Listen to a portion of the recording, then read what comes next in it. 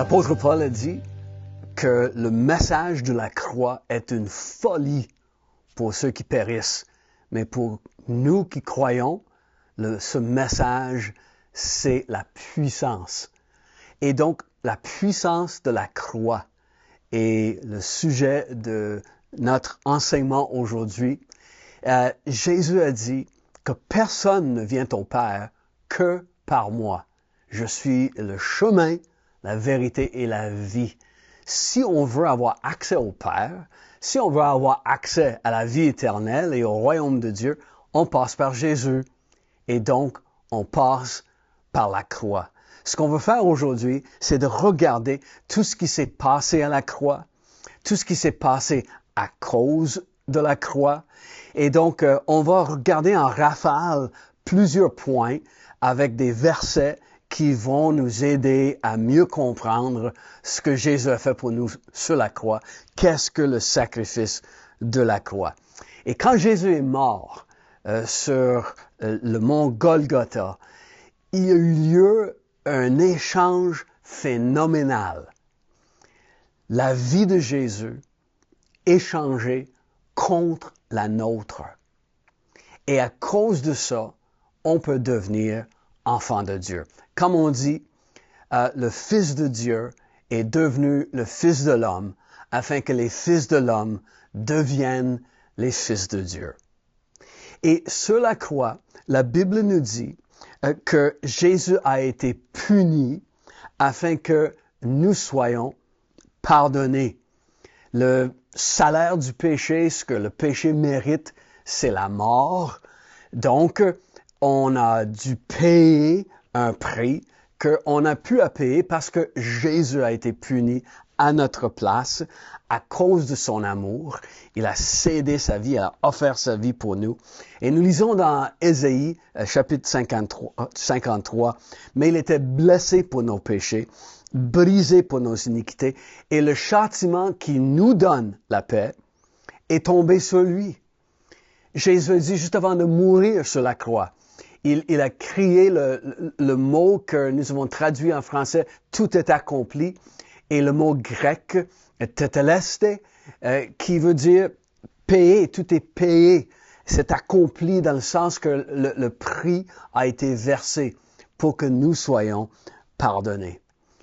En deuxième lieu, la Bible nous dit que Jésus, il a été fait péché par nos péchés, afin que nous devenions la droiture de Dieu par sa droiture. Et nous lisons dans 2 Corinthiens, « Celui qui n'a point connu le péché. » Et c'est vrai, Jésus n'a jamais commis de péché. Il a été tenté en toutes choses comme nous, sans jamais succomber à aucun mal. Celui qui n'a point connu le péché, le Père l'a fait devenir péché pour nous, afin que nous devenions la droiture de Dieu ou la justice de Dieu. Donc, Jésus, c'est comme si il a pris nos vêtements sales, il a enfilé nos vêtements sales, le vêtement sale de notre péché. Et il nous a donné en retour son manteau de droiture parfaite, d'obéissance parfaite. Et nous sommes maintenant revêtus dans ces vêtements. C'est écrit dans Galates, l'apôtre Paul a dit, « Car vous êtes tous fils de Dieu par la foi en Jésus-Christ, vous qui avez été baptisés en Christ, vous avez revêtu Christ. » Jésus a été blessé afin que nous soyons guéris. Encore en Ésaïe, nous lisons, « Car c'est par ses meurtrissures que nous sommes guéris. » Oui, nous croyons à la guérison de notre corps, la guérison de notre entendement, la guérison de nos émotions, car Dieu, de par sa nature, il est la vie et il peut nous donner la vie qui nous touche dans tous les aspects de notre être. J'ai rencontré un homme il y a quelques années qui était dans une dépression sévère. Plusieurs traitements n'avaient pas fonctionné, même plusieurs traitements par électrochoc. Il était dans un état très difficile, un jeune père de famille. Et quand il a accepté Jésus dans sa vie, touché par le Saint-Esprit, il a été complètement libéré, guéri dans son entendement, guéri dans ses pensées, et il n'a plus jamais sombré dans la dépression. Quand Jésus était sur la croix, la Bible nous dit aussi qu'il a souffert notre mort afin que nous puissions partager ou participer à sa vie. Donc, lui goûte à notre mort afin qu'on puisse goûter la vie de Jésus. Il est écrit dans les Hébreux, par la grâce de Dieu, Jésus a souffert la mort pour nous. Et alors, pour quiconque veut bien, Jésus donne la vie, car il est l'auteur de la vie. Il est le concepteur de la vie, le dessinateur, l'architecte de la vie, si on veut. Jésus dit dans Jean chapitre 5 que tout comme la vie est dans le Père, mais le Père a donné à Jésus l'autorité de donner la vie à quiconque veut. Et vous vous souvenez de l'entretien que Jésus a eu avec la femme samaritaine au puits de Jacob. Et il dit à cette dame, si tu connaissais quel est le cadeau de Dieu, et si tu connaissais qui est celui qui te parle, tu lui demanderais pour de l'eau, et il te donnerait de l'eau vive, de l'eau de la vie. Et donc, Jésus, il peut donner ça parce qu'il a goûté à la mort afin de pouvoir nous donner la vie. Aussi, la Bible nous dit que Jésus sur la croix, il est devenu la malédiction afin que nous puissions vivre la bénédiction. Encore une fois, on voit cet échange phénoménal où Jésus prend notre place et on entre en lui dans toute la bénédiction de Dieu. Nous lisons dans Galates, Christ nous a rachetés de la malédiction de la loi, étant devenu malédiction pour nous. La malédiction de la loi disait que la mort devait accompagner toute désobéissance. Et si on ne suivait pas la loi dans tous ses préceptes, mais on était coupable de toute la loi. Et donc la malédiction pesait sur nous. Mais Jésus devient malédiction afin que nous recevions la bénédiction. Il est écrit que Jésus, il a vécu, il a enduré, si on veut, notre pauvreté, afin qu'on puisse partager son abondance.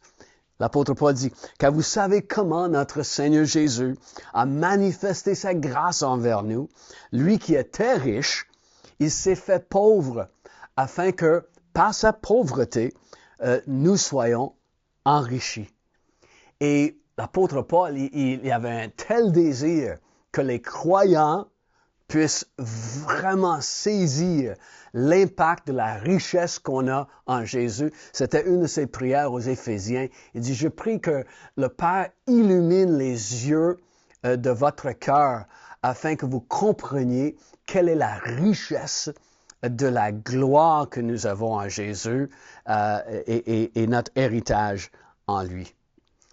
La Bible dit aussi à cause de la croix que nous sommes unis à Dieu. Car Jésus a été coupé de Dieu. Vous vous souvenez, sur la croix, il a crié, mon Père, pourquoi m'as-tu abandonné? Jésus temporairement coupé de Dieu afin que nous soyons unis à Dieu éternellement. Tout ça à la croix.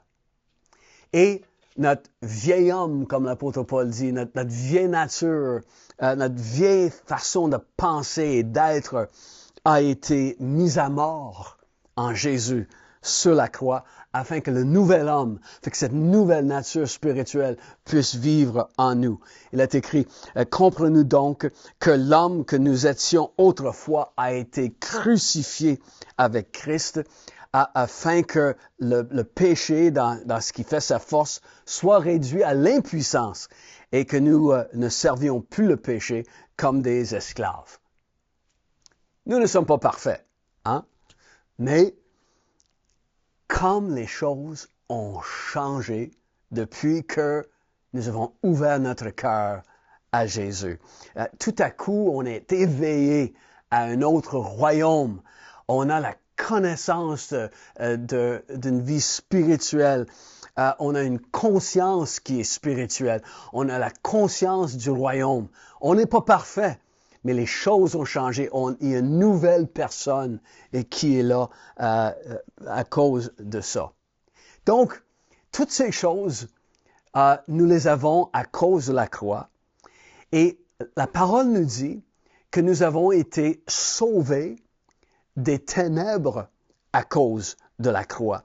Nous étions dans le royaume des ténèbres, mais Jésus est entré dans les ténèbres afin de nous sortir de là, afin de nous amener dans le royaume de son admirable lumière.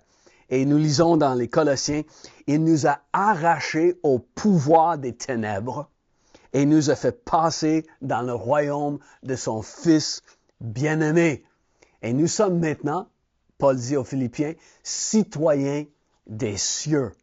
Et le royaume dont on est citoyen, c'est un royaume d'amour où notre Père d'amour, il règne pour toujours. Et le royaume de Christ s'en va dans ce monde pour toucher ce monde à travers nous. Il est écrit dans 2 Corinthiens, ainsi, celui qui est uni à Jésus-Christ est une nouvelle créature.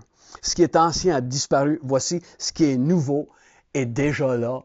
Et nous sommes dans ce royaume d'amour, notre nouveau royaume. J'aimerais aussi dire que, à cause de Jésus, nous sommes maintenant déclarés justes. Nous sommes justifiés par la foi. La justification, ce terme théologique que vous avez peut-être déjà entendu parler, veut dire être déclaré non coupable. Déclaré non coupable. On peut se tenir dans la présence de Dieu, la présence du Créateur de l'univers, le juge de toute la création. Il nous regarde et il nous déclare non coupables. Plusieurs, on lutte encore avec des sentiments de culpabilité, avec le sentiment de ne pas être à la hauteur. La vérité, c'est que Dieu ne nous déclare pas coupables. Paul dit aux Romains, puisque nous avons été déclarés justes en raison de notre foi, mais nous sommes en paix avec Dieu, grâce à notre Seigneur Jésus-Christ.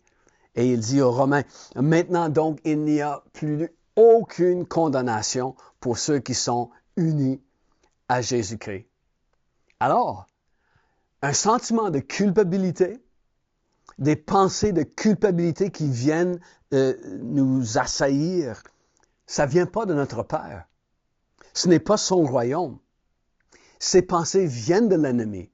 Et il ne faut pas qu'on s'accorde à l'ennemi. Il ne faut pas qu'on se mette d'accord avec les pensées qu'il veut semer dans notre vie. La vérité, c'est que sur la croix, toute la colère divine contre le péché, Jésus l'a pleinement subi. Il n'y a plus de colère quand on est en Jésus-Christ. Lui l'a pleinement assumé.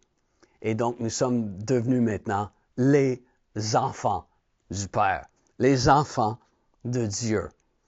Jésus a été, comme on a dit, coupé du Père, le Fils unique.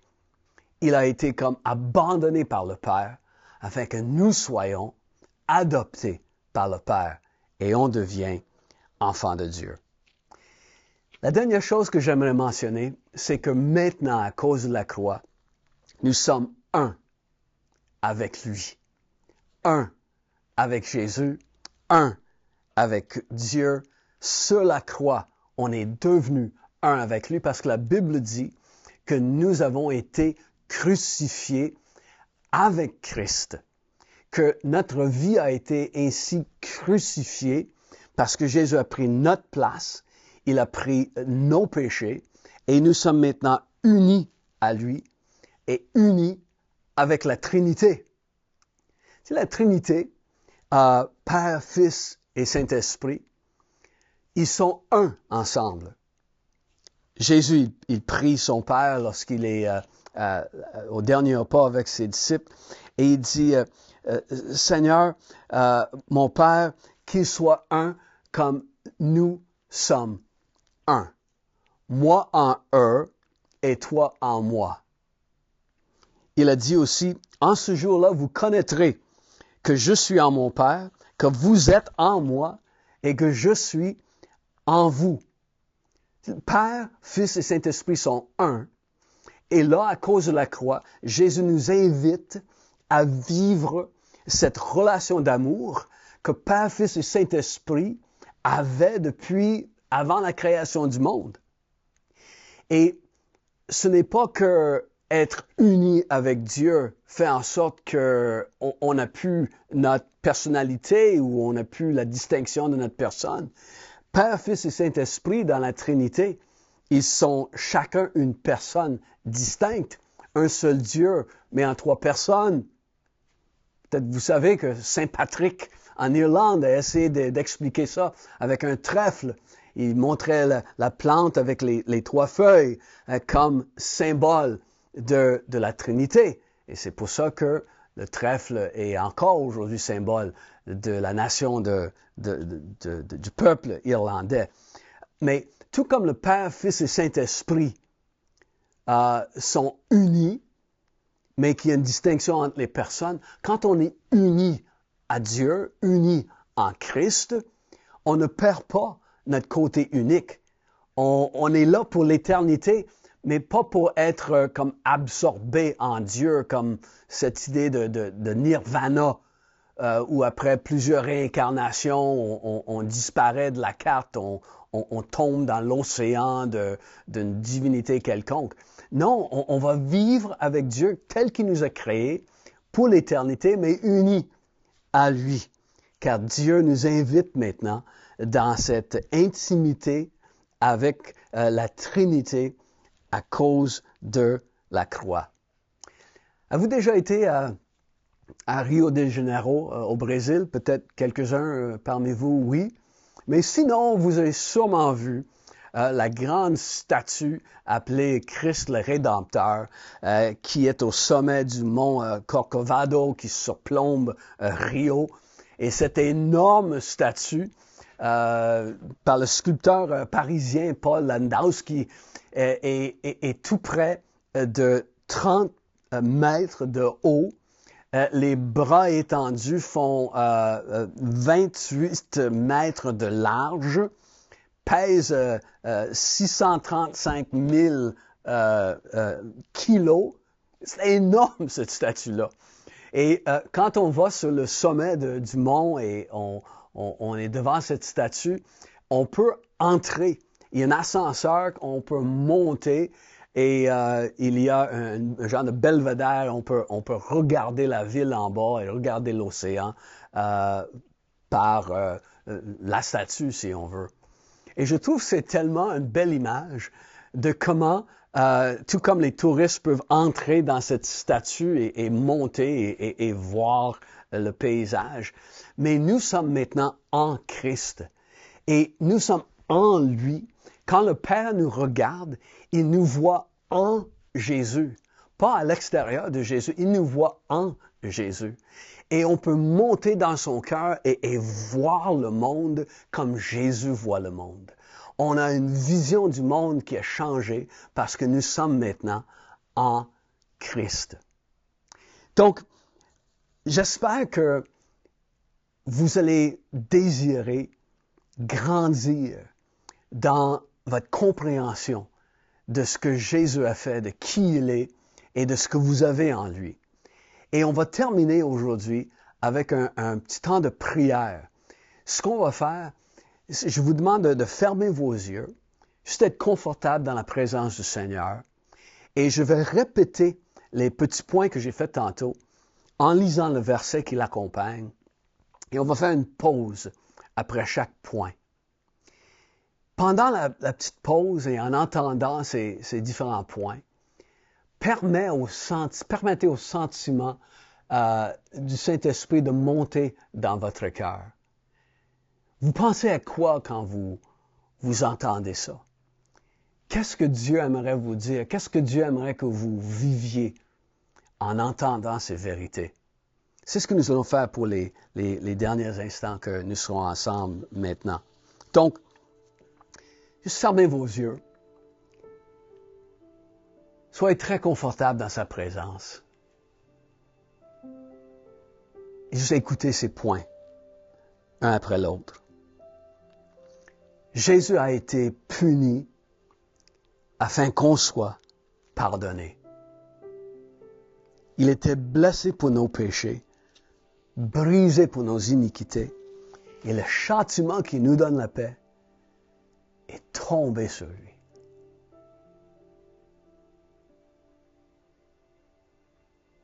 Qu'est-ce que ça fait quand vous entendez ça?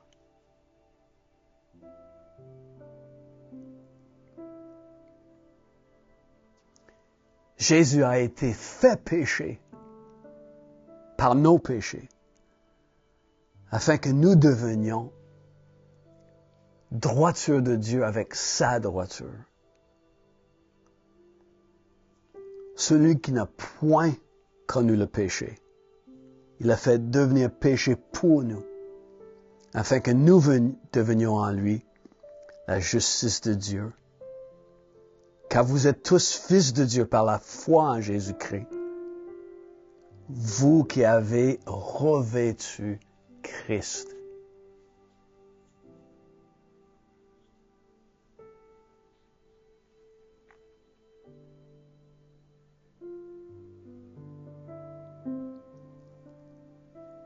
Jésus a été blessé afin que nous soyons guéris. C'est par ses meurtrissures que nous sommes guéris.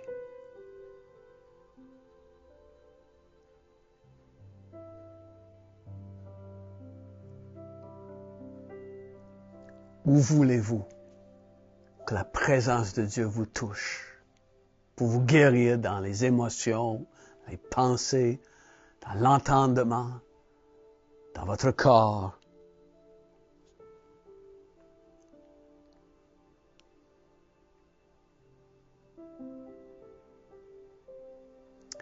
Jésus a goûté à la mort afin que nous puissions goûter à la vie, participer à sa vie. Car par la grâce de Dieu, Jésus a souffert la mort pour nous.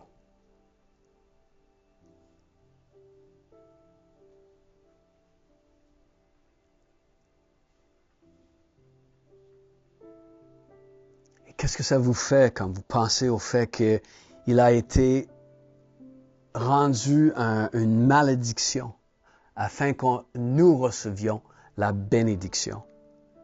Christ nous a rachetés de la malédiction de la loi, étant devenu malédiction pour nous. On entre maintenant dans la bénédiction à cause de lui.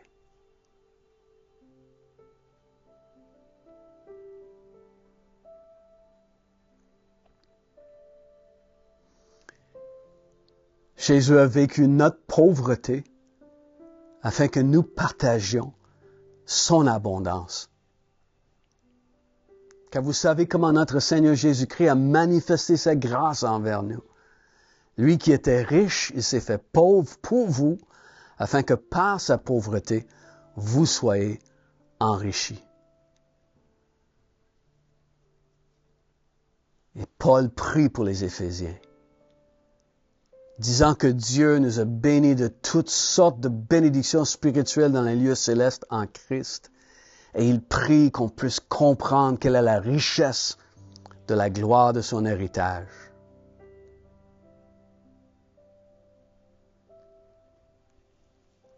Jésus a été coupé par la mort, coupé du Père, afin qu'on soit unis au Père pour l'éternité. Il est écrit, il était retranché de la terre des vivants et frappé pour les péchés de mon peuple.